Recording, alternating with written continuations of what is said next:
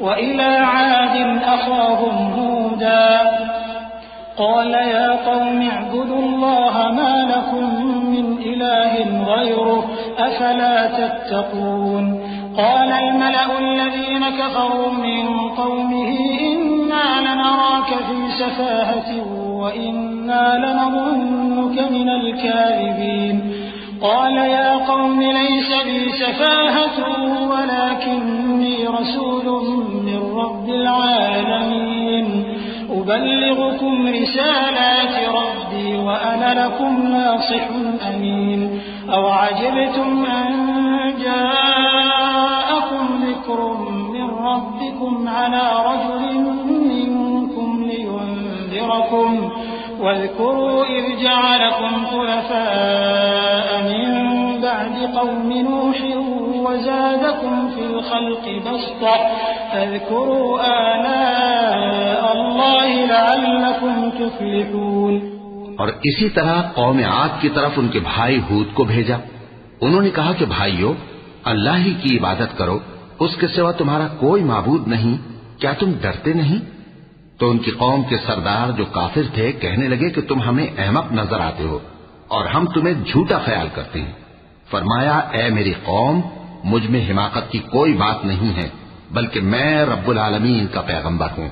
میں تمہیں اللہ کے پیغام پہنچاتا ہوں اور تمہارا امانت دار خیر خواہ ہوں. اور کیا تم کو اس بات سے تعجب ہوا ہے کہ تم میں سے ایک شخص کے ذریعے تمہارے پروردگار کی طرف سے تمہارے پاس نصیحت آئی تاکہ وہ تمہیں ڈرائے؟ اور یاد تو کرو جب اس نے تم کو قوم نوح کے بعد جانشی بنایا اور تم کو پھیلاؤ زیادہ دیا. بس اللہ کی نعمتوں کو یاد کرو تاکہ کامیاب ہو جاؤ.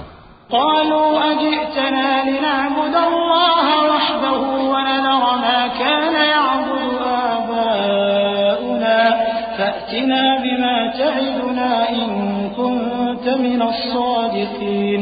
قال قد وقع عليكم من ربكم رجس وغضب أتجادلونني في أسماء سميتموها أنتم وآباؤكم ما نزل الله بها من سلطان فانتظروا إني معكم من المنتظرين.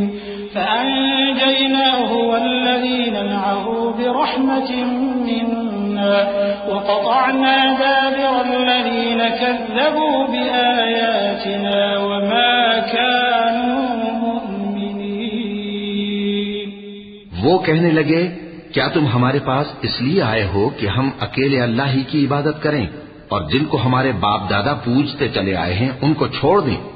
تو اگر سچے ہو تو جس چیز سے ہمیں ڈراتے ہو اسے لے آؤ.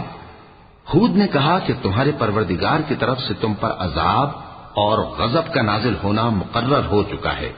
کیا تم مجھ سے چند ناموں کے بارے میں جھگڑتے ہو جو تم نے اور تمہارے باپ دادا نے اپنی طرف سے رکھ لیے ہیں جن کی اللہ نے کوئی سند نازل نہیں کی؟ تو تم بھی انتظار کرو، میں بھی تمہارے ساتھ انتظار کرتا ہوں.